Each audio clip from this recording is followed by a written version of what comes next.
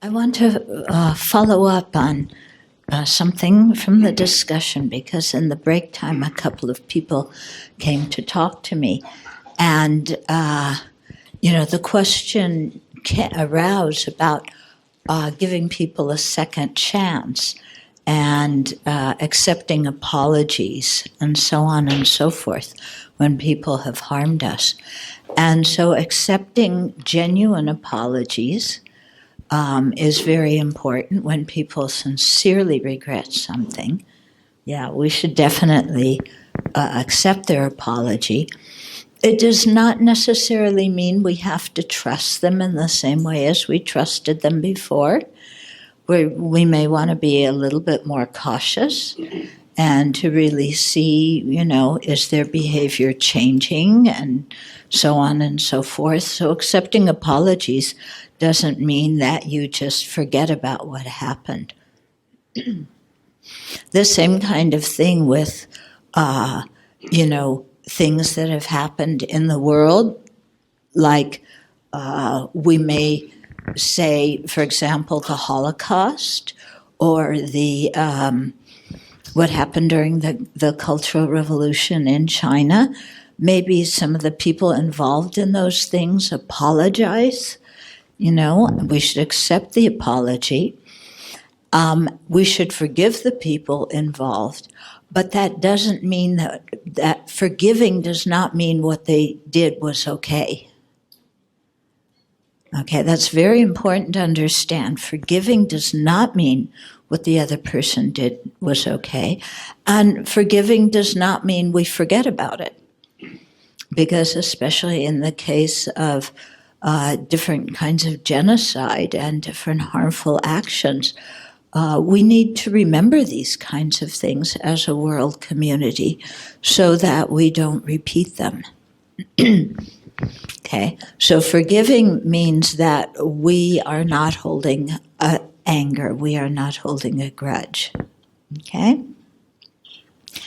Now, compassion, is often misunderstood, and people think with compassion, somebody brought it up, that you become the world's doormat. Yeah, compassion, I'm just so good, I'm so kind. Whatever you did, it's okay, I forgive you. I was at a conference some years ago, and one monk was talking about a woman whose husband, kept mistreating her and abusing her and cheating on her and beating her, and how compassionate she was that, she just kept letting him come back and, and eventually they reconciled. And he's saying that, I'm going,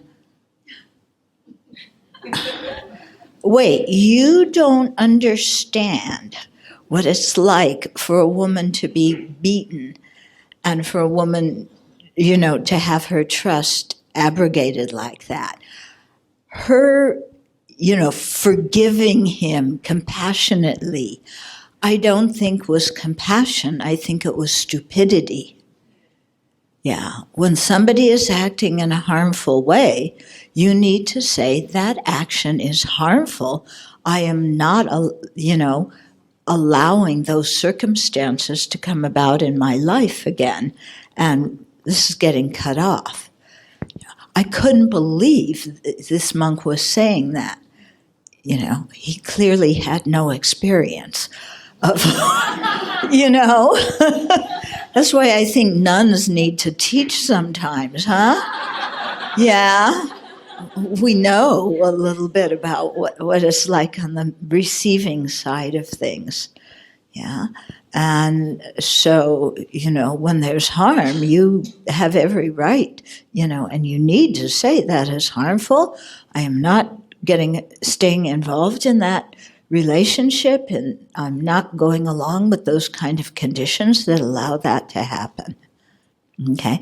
And if somebody else is unhappy with you because you're not going along with the conditions that allow harm to happen, their unhappiness their criticism of you is their problem.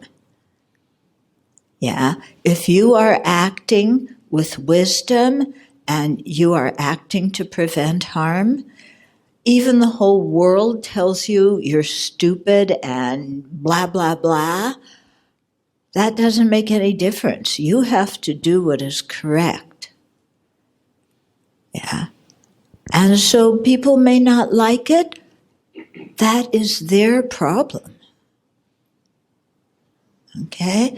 So we have to really understand what love and compassion mean, because we want everybody to be happy. We want everybody to be free of suffering. Okay? But that does not mean that everything people think they need to have in order to be happy is actually what they need to have. Okay, so somebody is an alcoholic, let's say, and it's like, if I don't have booze, I'm going to go through withdrawal. I'm going to have DTs, and that causes me so much suffering. So please be compassionate. Give me some more money so that I can have another bottle of alcohol. So is that compassion if you give him money for another bottle of alcohol? No, that's stupidity. Yeah? You say to him, I will take you to rehab so that you can overcome your bad habit. I will not give you money for alcohol, but I will take you to rehab. You don't even give him money for rehab because he might take it and spend it for alcohol. But you take the person to rehab and you say, yeah, you get involved in this program and then we'll start talking again. Okay? So just because somebody's going to be unhappy with you because you stop their bad behavior doesn't mean that you're at fault. Okay? People are responsible for their own emotions. We're responsible for our actions. Okay? So we're responsible, every individual is responsible for their actions and their own emotions. We are not responsible for somebody else's actions and somebody else's emotions. Okay, if they're adults. I mean, if they're kids and you let your kid misbehave, it's a different kind of thing. But as adults, no, everybody has to be responsible for their own thing. Yeah. So if I, with a very mean mind, an angry mind, I say something nasty to somebody and they're hurt because of it, I'm responsible for my mean, nasty motivation. I'm responsible for my non-virtuous speech. Okay? But that person is responsible for their own emotions. Because sometimes I might say something, you're trying to give somebody some feedback, so that they can really learn from a mistake, and they get offended and they get angry at you. Does that ever happen to you? You try and help somebody and they come back and they're angry at you? Yeah, their anger is their responsibility. If we acted with a kind motivation and did our best, that's good enough. Yeah? If they react and they get angry, that is their responsibility. It's not ours. Okay? So this is quite important. There's a thing that they call people-pleasing. Do you have that expression here? Being a people pleaser? You're always running around. Are you okay? Are you okay? Are you okay? Are you okay? And you get so lost in trying to make everybody else okay that you're totally unaware of your own behavior and totally unaware of what's going on inside of you. And the motivation behind checking if everybody is okay is not a sincere wish for them to be happy. It's a wish for them to like us. So I'm always trying to do things that are nice, not because I really care about people, but so that they will like me. Okay? That's not what the Buddha calls virtue. Okay? The action looks good, but the motivation was really rather self-centered, wasn't it? Yeah? So we want to make sure that our motivations are really ones of kindness, not ones where we're trying to get people to like us. Because sometimes in the attempt to get other people to like us, we do negative actions. And then we bear the karmic consequences of our own negative actions. Okay. For example, my relative does, my relative who's the alcoholic, okay, who's drinking, and they're so drunk they can't go to work. And I feel kind of ashamed being married or, whatever my relationship is with this person who's an alcoholic. So I cover up for him. And I call his job and say, oh, he's sick today, he can't come in and work. When actually he's completely drunk and passed out. And then I think, oh, I'm being so compassionate. That way he can keep his job, the family doesn't lose face. But is that compassion to cover up for somebody who's passed out, who's actually harming the family through their addiction?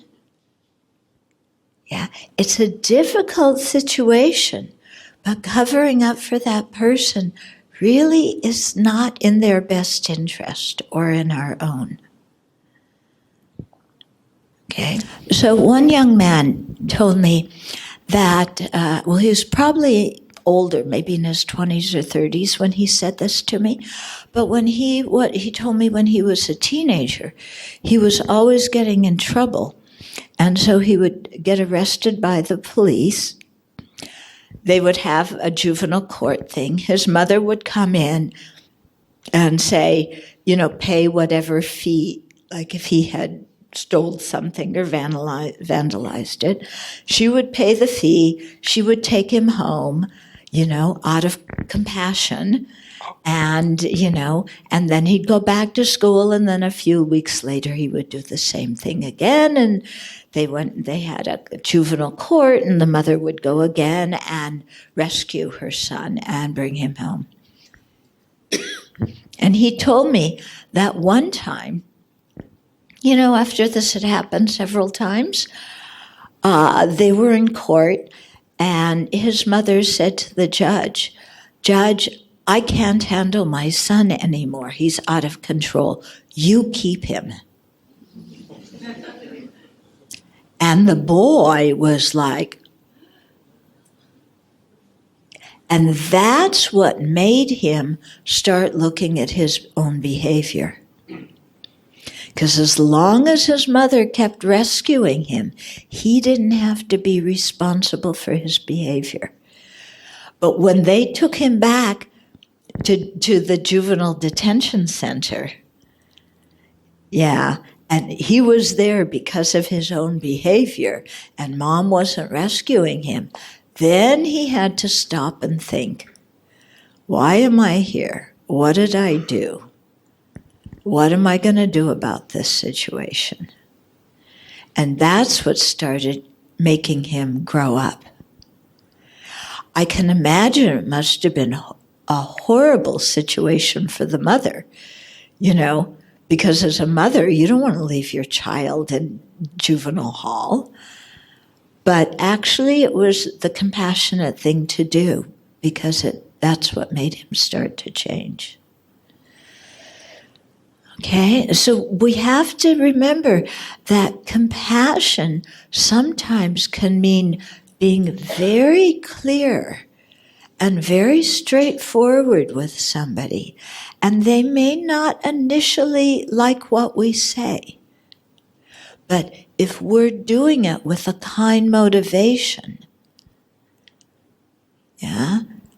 then it's fine. It's like most of you are parents, right? How many of you are parents?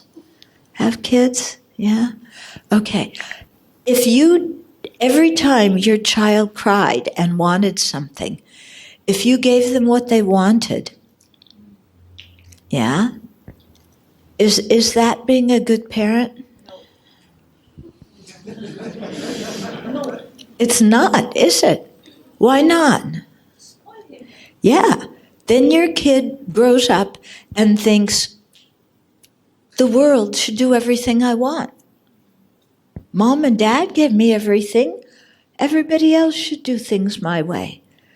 And the child has no experience in how to deal with frustration. And we all know that frustration happens, doesn't it? We all know that it's impossible for all of our wants and needs to get met. But if your parents don't teach you how to deal with your frustration, and you expect everything to go the way you want, then, and the parent reinforces that by giving the child everything they want, it's actually a handicap for the child when they grow up. Yeah. My nephew is a wonderful kid. I really love him. Yeah.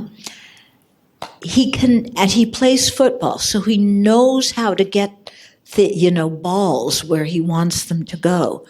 But he can't get his dirty clothes into the hamper. Yeah. They're on the floor, they're on the side of the hamper. He can't get his dirty clothes into the hamper for being washed, And I say to my sister, my sister just picks up after him. He's 19 now, so she's always picked up after him. And I said to her one day, I said, this is creating a difficult situation for him, because when he goes to college and he has roommates, if his roommate wants to live in a clean place, they're going to have a lot of quarrels because, he doesn't know how to pick up after himself. My sister said, well, yeah, that's true, but, he's only home for a little while more, so I'll spoil him. So I'm not sure what's going to happen. Yeah. If he comes up to the Abbey to visit me and his clothes are all over the floor, I'm going to say something. Yeah. Because it's amazing. We find at the Abbey amazing things. Young people who don't know how to sweep a floor. I'm not joking. Seriously. We say, sweep the kitchen. They don't know how to sweep the floor. Yeah. And especially the boys, we say, make your bed.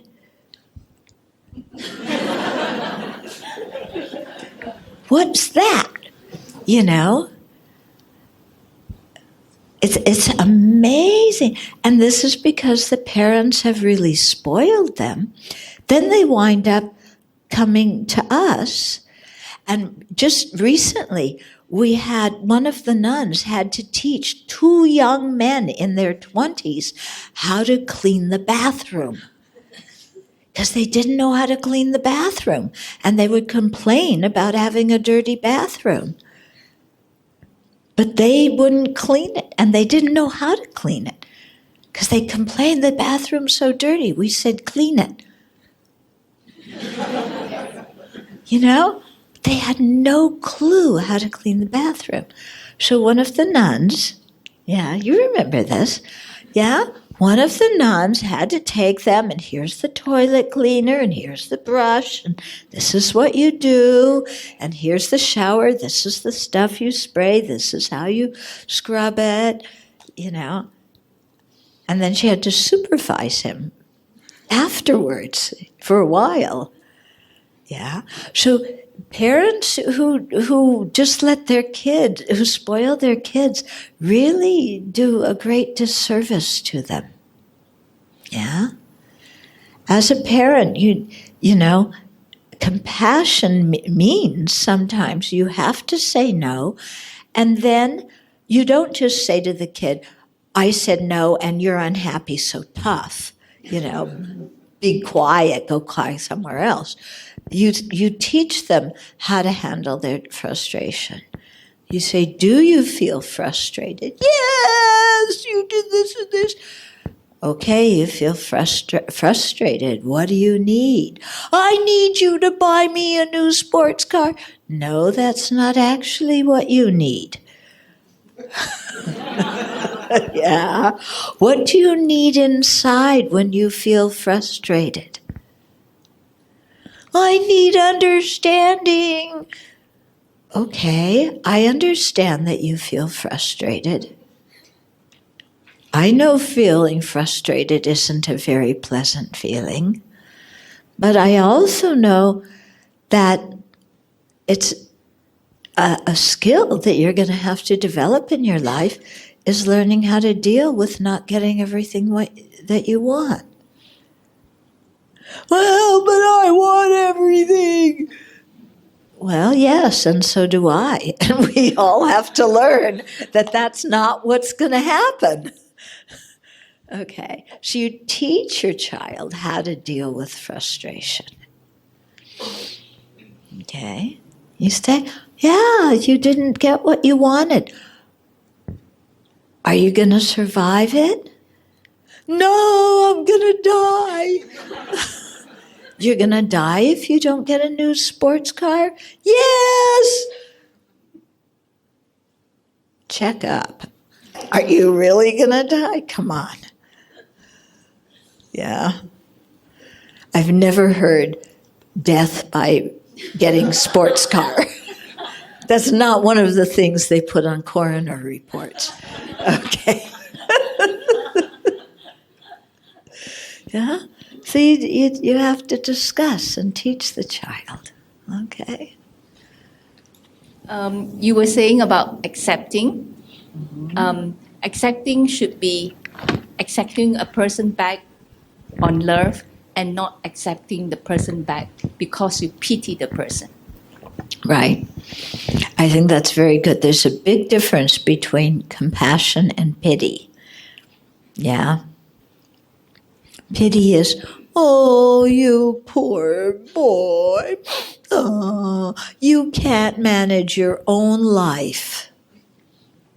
How insulting is that? When we pity people, it's not very respectful of them. It's like, you can't manage your own life, you poor something. You need me to come and save you.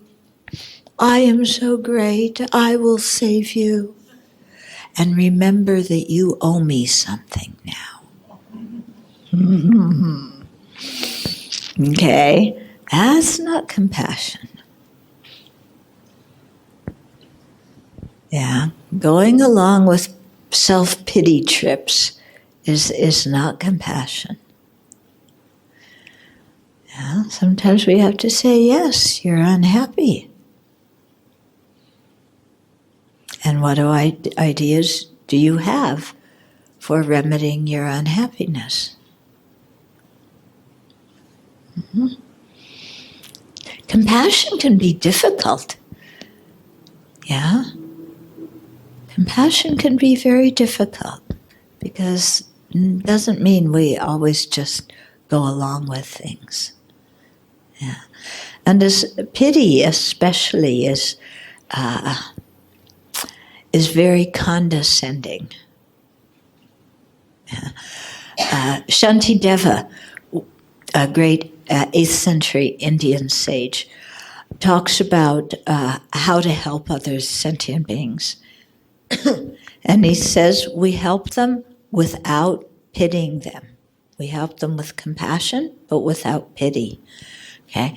And he gives the example of when we step on a thorn, or we step on a piece of glass, or a rusty nail, our hand reaches down and pulls out the thorn or the nail or the shard of glass, bandages the foot, and then life goes on. It's very simple.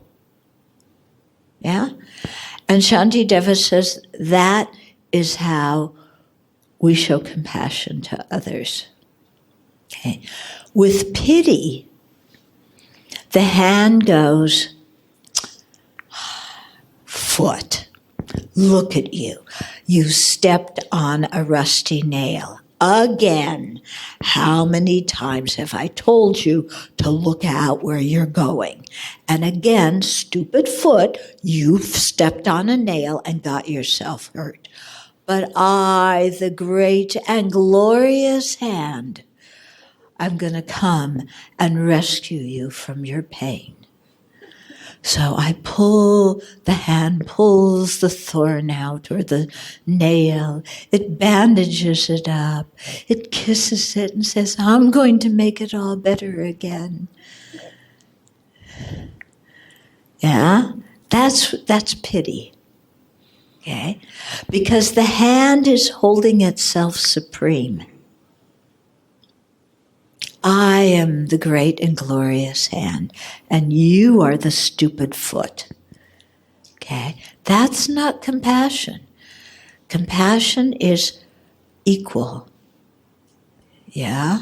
Somebody else's suffering is as severe or is as serious as my suffering, and I take care of it because it's suffering.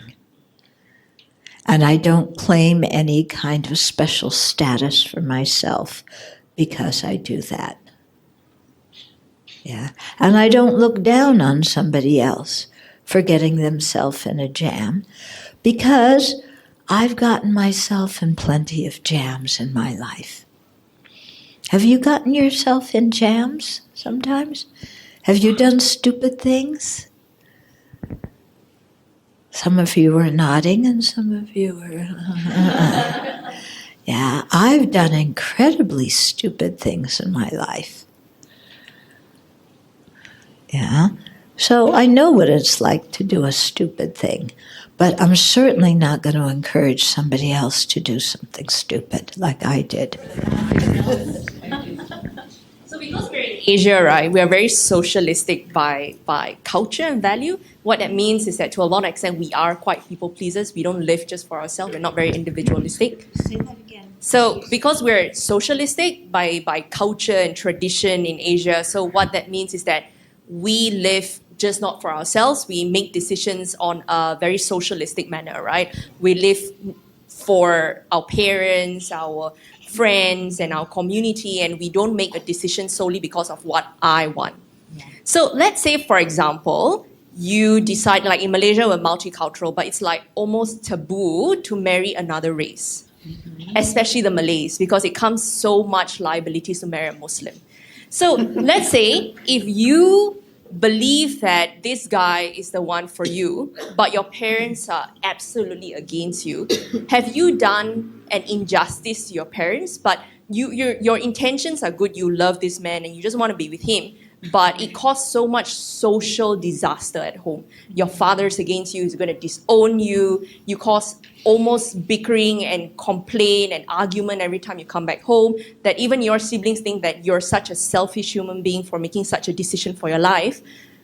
Would it be compassionate of you to break up with this person to bring peace back home? A good question. Did it happen to you? Yeah? No, I understand because I came from an ethnic minority, and my parents always said, you've got to marry within our ethnic group. You know, you shouldn't marry somebody outside. They make bad husbands, you know. I think this kind of thing you have to really check and see, yeah? Are you, is it genuine love that you have for this person? Or are you in some way wanting to rebel against your parents? Yeah, because just the idea of wanting to rebel, that's not so virtuous. But if you genuinely care for this person, then that's fine. Yeah. You have to look at the situation and see, what it is. Are the parents overreacting? Is it something that eventually they'll come around to? Yeah, because believe it or not, if you give your parents time to grow up, they will. Yeah. When I ordained, my parents were not happy. Yeah. But I knew in the long term that my decision to ordain would be the best thing for them in the long term. Yeah, and the best thing for all sentient beings in the long term. That it wasn't something selfish, I was just rebelling and doing it, to be contrary. Yeah. So you have to check your own mind, your own motivation.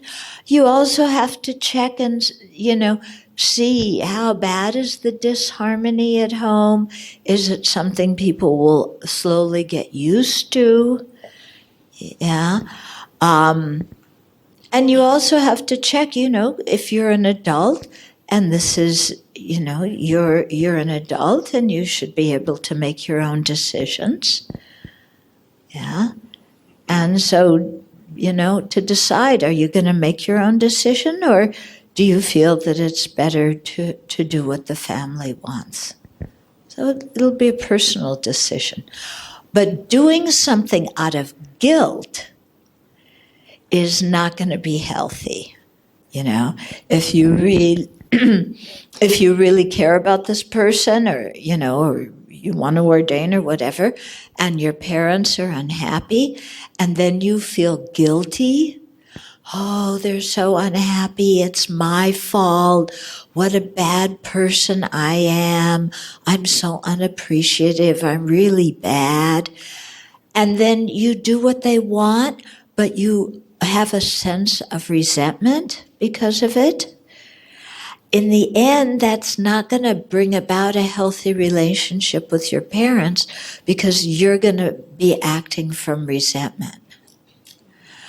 But on the other hand, if you actually look and you say, my parents are unhappy, and my parents, they're a good judge of character. I've seen them, evaluate other people, and they know how to evaluate people well, and I trust their opinion. So I need to really think some more about what they say because, I trust their ideas. Okay, so do you see there's so many different nuances and different feelings, different thoughts involved, and we have to see what's actually going on in our own mind. Mm-hmm. Okay, but one thing to remember is it's impossible to please somebody else. Yeah. It's impossible. We cannot expect somebody else to totally please us, and we should not expect ourselves to totally please somebody else, because we're sentient beings and we have fickle minds. And what pleases somebody today makes them unhappy tomorrow. So if you're living your life just to please other people, you're likely to carry a lot of resentment that will come out in other ways. On the other hand, if you really respect their opinion, you respect their judgment, then stopping and thinking about what they're doing, incorporating what they say into your decision-making process, that can be very wise. Okay?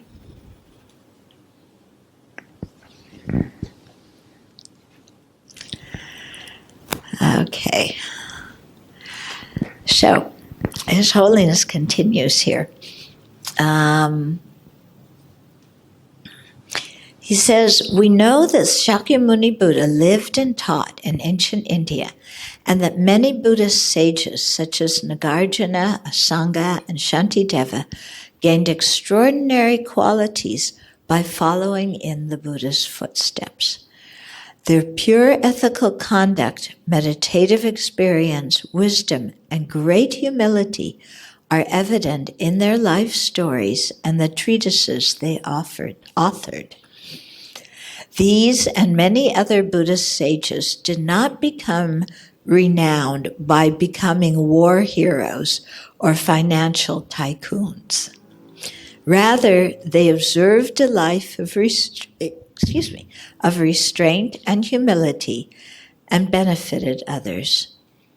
Through this, without seeking fame, they became well-known role models for subsequent generations of practitioners. Yeah, so it's true, the people that we look up to as Buddhist sages, as the highly accomplished practitioners, they weren't looking out for fame. They weren't trying to prove themselves. They acted with a virtuous intention. If we reflect on the nature of their precious human lives and our own, we do not find much difference. Everyone has the same human potential. As human beings, we have unique intelligence compared with other life forms, regardless of our nationality, gender, race, ethnicity, sexual orientation, social class, religion, and so on. Everyone has the same Buddha nature. Siddhartha Gautama was an ordinary human being just like us. By tapping into and using his human potential in the right way, he became a Buddha and was able to greatly benefit sentient beings living at that time, as well as those in many centuries to come. Even today, we hear of and encounter people who offer great service and benefit to mankind. We have the ability to do the same. Because so His Holiness is saying that, we shouldn't think poorly of ourselves and say, I can't do this is too difficult. The Buddha got enlightened, but, he's special, I can't do it. His Holiness is saying, no, all of us have the same human potential. And sometime in a past life, we used to hang out with the previous continuum of Shakyamuni Buddha. We used to, hang out at the beach or the disco. Yeah, we've had beginningless times. We've known each other, in different roles in the past. But that continuity became a Buddha, and we're still hanging out in samsara. Why? Yeah, because that continuity practiced the Dharma, and we just kept going to the beach and going to the disco, and we didn't practice Dharma. Okay? But the human potential is the same. So we should never, ever put ourselves down. Yeah, it's very important to remember our precious human life. I have found, this is His Holiness speaking, I have found in my discussions with people that many people suffer from low self-esteem and self-hatred. When we reflect on our spectacular good fortune in having a precious human life, these distorted conceptions vanish. We have all 18 factors of a precious human life, so obviously we are a worthwhile and adequate person. I'm going to read that again. Take some repetition. We have all 18 factors of a precious human life, so obviously we are a worthwhile and adequate person. We created tremendous constructive karma in previous lives to have our present opportunity, so we are capable of Dharma practice. We have all necessary conditions to progress on the path and accomplish our spiritual aims in this life. So seeing the future as bleak is unrealistic. Consistent meditation on precious human life prevents us from such self-defeating and inaccurate ways of viewing ourselves. To the contrary, it generates great enthusiasm for Dharma practice. Okay? So this is why this meditation on precious human life is so important. Okay? Now.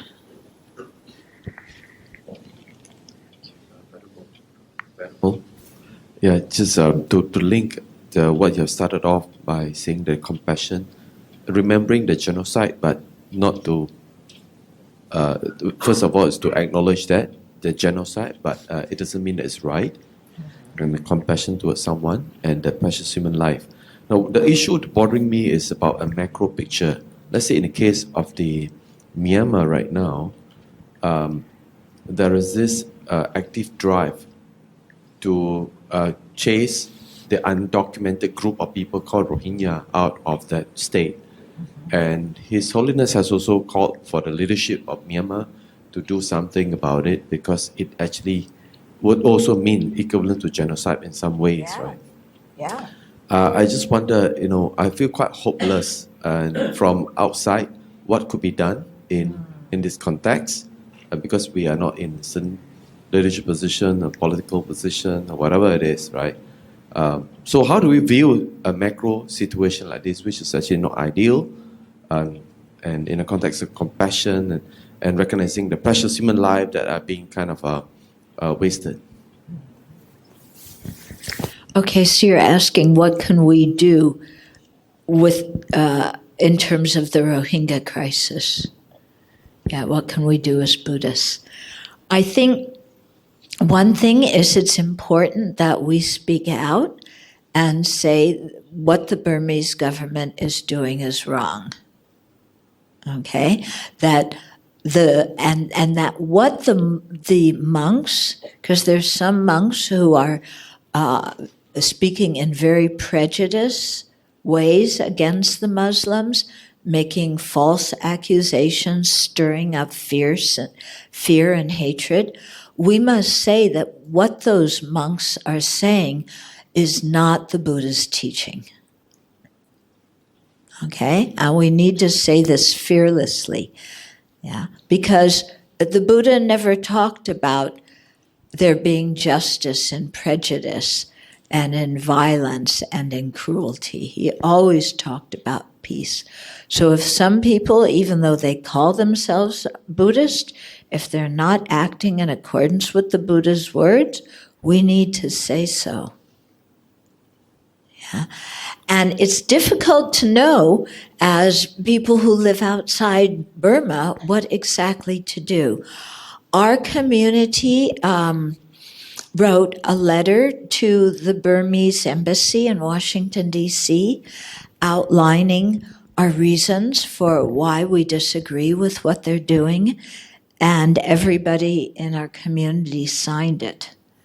Yeah, so we felt that was one thing we could do, just to register, our protest about what the generals are doing.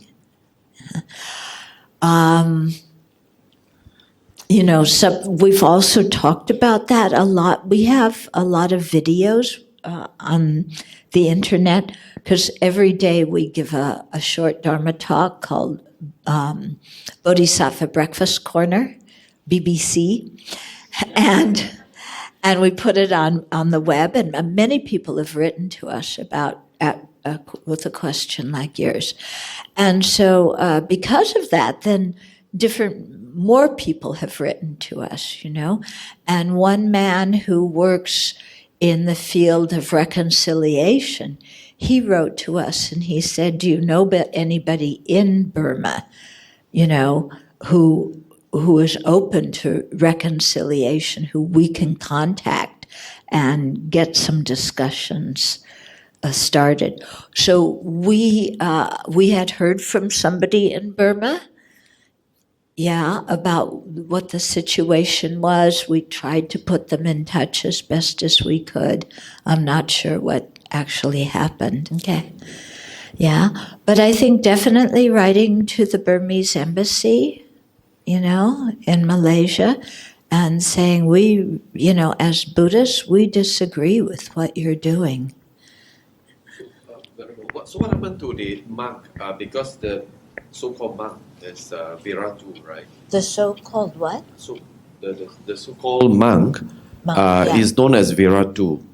And in fact, I was just with some Myanmar people, some of those, in a business circle, and they don't even call him a monk. They actually call him the bald head guy. Oh, really? Yeah, because they don't regard him as a monk. Yeah. So I'm just wondering, from the Buddhist circle, from especially the Sangha circle, what could be done to address this? Because it is being turned into a religious issue, a political issue, actually.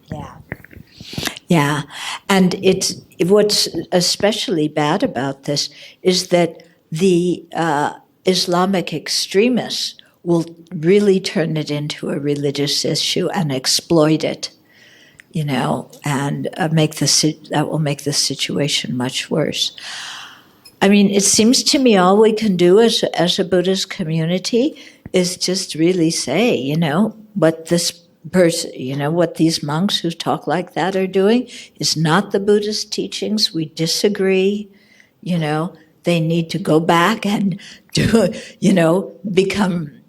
go back and study more and do some meditation and speak the Buddha's words and not mislead people. I mean, it seems to me the only thing we can do is to vocalize our dissent with what's happening. If you know people in Burma and you have contacts with the military or the government or whatever, then you can speak directly to those people and maybe try and explain other courses of action. But, aside from that, maybe some demonstrations in front of the embassy, but I don't think people here would be, that's your way of doing things. Yeah. In America, we go and demonstrate all the time. But here, maybe not, it's not your way. Do we make that proclamation that the bald-headed guy is not a monk? We can't say that, because it's not up to us to say whether somebody's keeping their precepts or not. We can say he's not talking the words of the Buddha. Yeah, but we don't know if he's keeping his precepts or not keeping his precepts. So that's not for us to say. Yeah, but we could say he's not speaking in the way that monks should speak. He's not acting in a way that the Buddha wanted his Sangha to act. Okay. Venerable, can I ask, can you relate it to the cause and effect? From cause and effect point of view on these matters. Mm-hmm. You mean the Rohingya situation? Yes. Yeah. So from the karmic viewpoint. Okay. So looking at it, we would look, and certainly the generals in Myanmar are creating incredible negative karma. Yeah? They're burning people's homes, evicting them from their place, causing people a lot of suffering. They're creating a lot of negative karma. Okay? From the side of the Rohingyas, they're experiencing the result of negative karma that they created in previous lives. That doesn't mean they deserve to suffer. It just means they created the cause. If we look at the situation from a large perspective, we see that everybody in the situation is involved in samsaric dukkha. Some people are experiencing the results of negative karma. Other people are creating negative karma. And they'll experience the result of their negative karma later on. So we can't really say in a big way that certain people are innocent and certain people are guilty. That's not the way we should look at it. You know, we should look at it like everyone is under the influence of ignorance, anger, and attachment. Everybody is acting, is controlled by their afflictions and karma. And the real, actual remedy for the situation is to eliminate ignorance. Yeah. The temporary remedy for the situation is compassion for everybody involved. Okay. It's the same way when other people harm us. Yeah. If they have a nasty motivation, they're creating negative karma. We're experiencing the result of our own negative karma. We're both stuck in samsara. Yeah, everybody needs to practice and try and get out of the situation. Yeah, I mean, this is why the fourth point that turns our mind to the Dharma is the thinking about the disadvantages of samsara, the dukkha of samsara, and this is precisely why the Buddha pointed all of that out to us, so that we would see that the real remedy is to get out of samsara by overcoming ignorance. Yeah, the real remedy is not just trying to tweak our samsara and make it a little bit better. Because as long as we're under the influence of ignorance, anger, and attachment, one form of dukkha or another is always going to afflict us.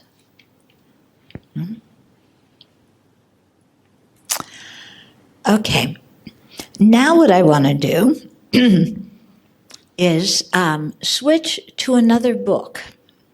Yeah, so this book is another one that came out just this last year. It's called Practical Ethics and Profound Emptiness. And it's a commentary by one of my teachers. His name is Geshe Jampa Tekchok, or Khenzer Jampa Tekchok, because he's the former abbot of one of the big monasteries in India. And the commentary is on Nagarjuna's text, Ratnavali, or Precious Garland. Yeah, so this is a text that's found in the Chinese canon and in the Tibetan canon. And it's written by Nagarjuna, a very famous Buddhist saint or sage of the 2nd century India. And it's really a spectacular text. And so Nagarjuna talked about the causes for attaining a precious human life. So I wanted just to speak about those briefly, because if we understand what the causes are, then that gives us a lot of power, because then we know what actions we need to do that will create the karma to ripen in a precious human life, and what actions we need to abandon so that we don't create causes for unfortunate lives. Okay? So I'm going to read a little bit from Nagarjuna, and then maybe a little bit from Khenzer Jampa Tekchok, or it might be shorter if I comment on it myself. Okay, so verse 7 in this text, the text has 500 verses, and Nagarjuna is speaking to a king. Okay? So he says, "A wise person is one who, having accurately analyzed all actions of body, speech, and mind, always acts for the benefit of self and others. This is it's 4 lines, but it's very profound, okay?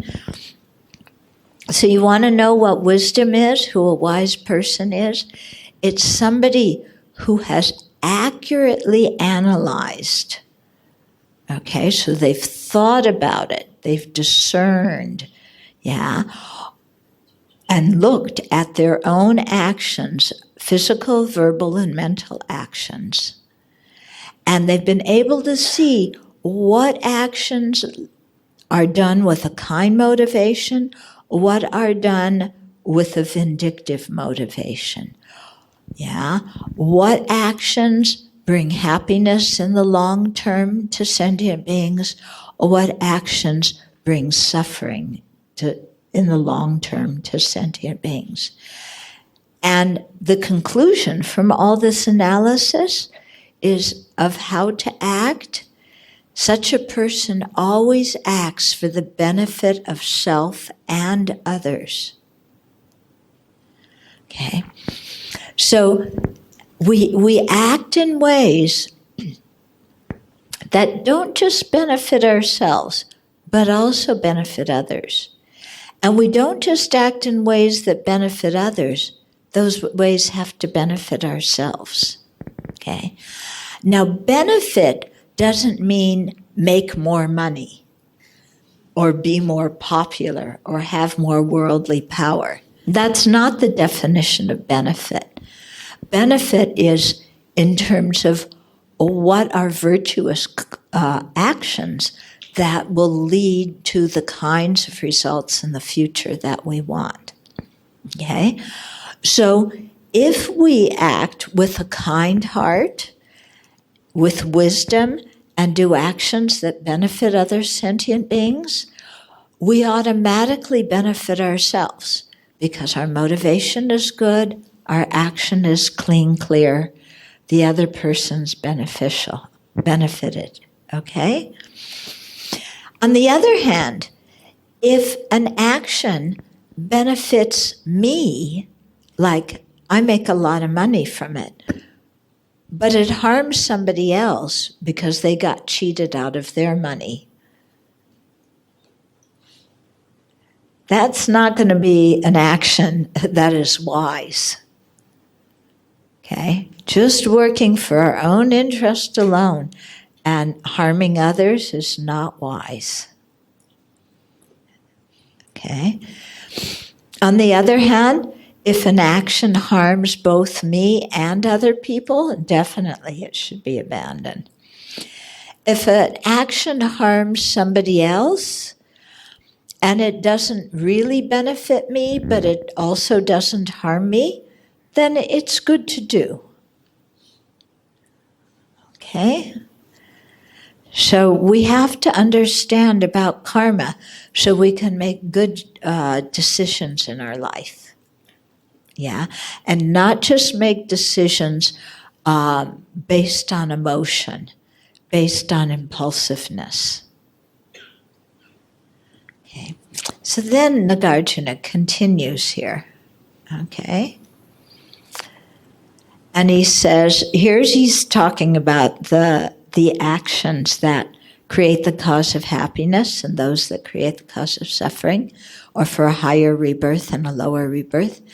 He says, refraining from killing and from stealing, not engaging in adultery, restraining from lying, divisive speech, harsh speech, and idle talk.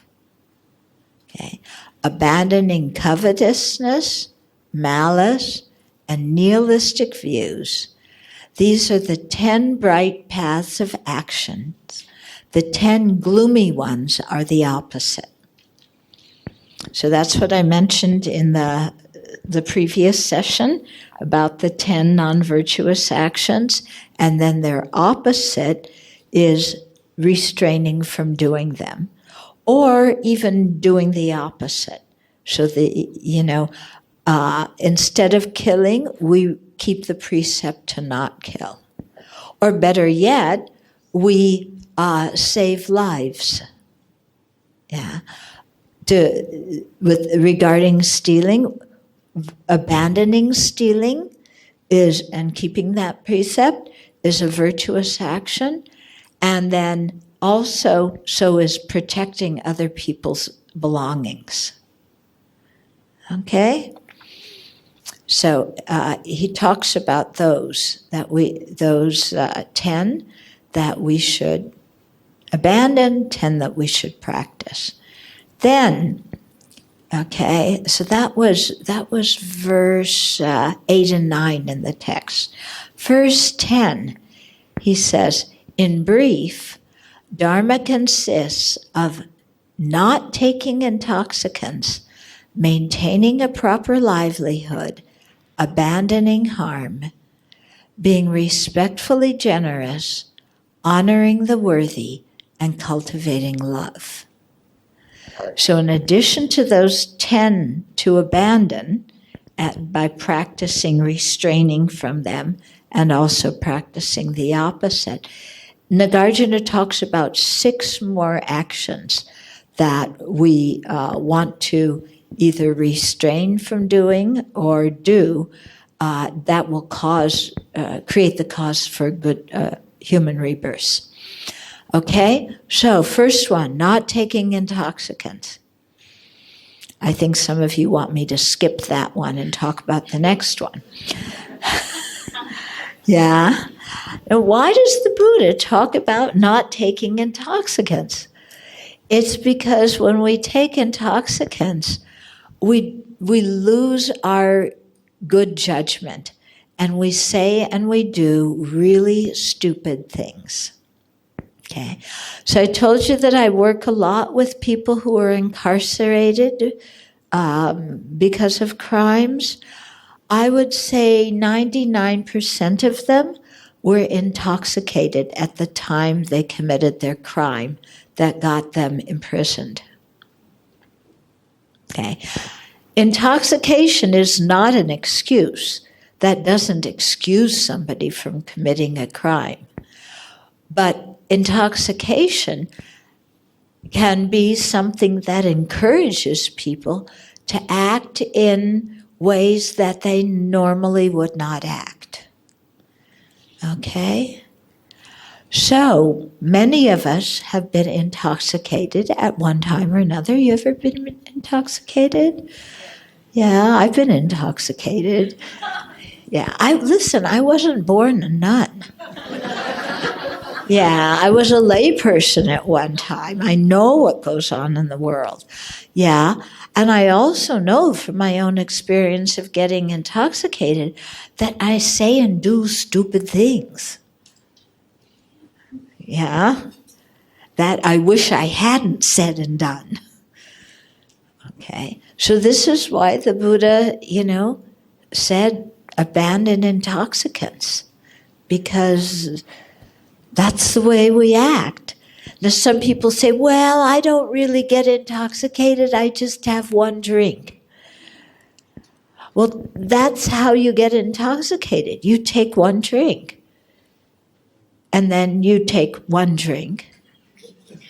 And then you take one drink.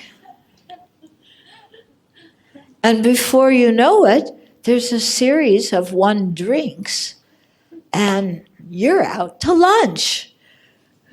Okay? So it's just, I like Alcoholics Anonymous. I think they really have it good. They say no alcohol, or, Narcotics Anonymous, no, recreational drugs. Yeah, no abuse of pain medication. Because it's hard to discern when exactly is the point where you get intoxicated? And when does it turn into abuse? Yeah, it's very hard to discern. So it's better just stop the whole thing.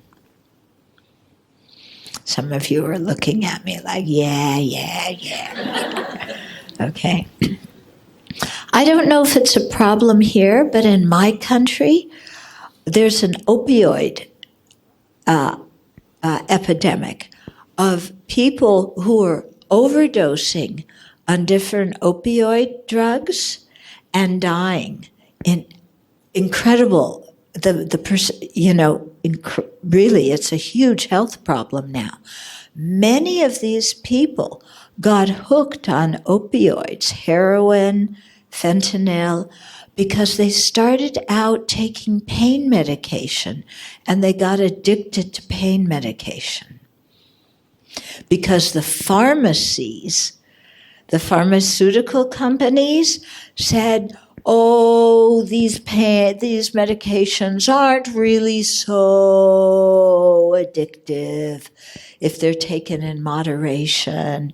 And, and they started giving the doctors samples and encouraging the doctors to prescribe pain medication. And so the doctors did, and the pharmaceutical companies made tons of money. And as a result, a lot of people got addicted to the opioid drugs. When they couldn't get them legally anymore through prescription, then they started going on the streets and getting heroin. And then there's this synthetic opioid called fentanyl that started getting mixed in with the heroin. And fentanyl is so strong that it's like it looks like salt, and just a few grains of it mixed in with heroin, somebody can OD on that and die.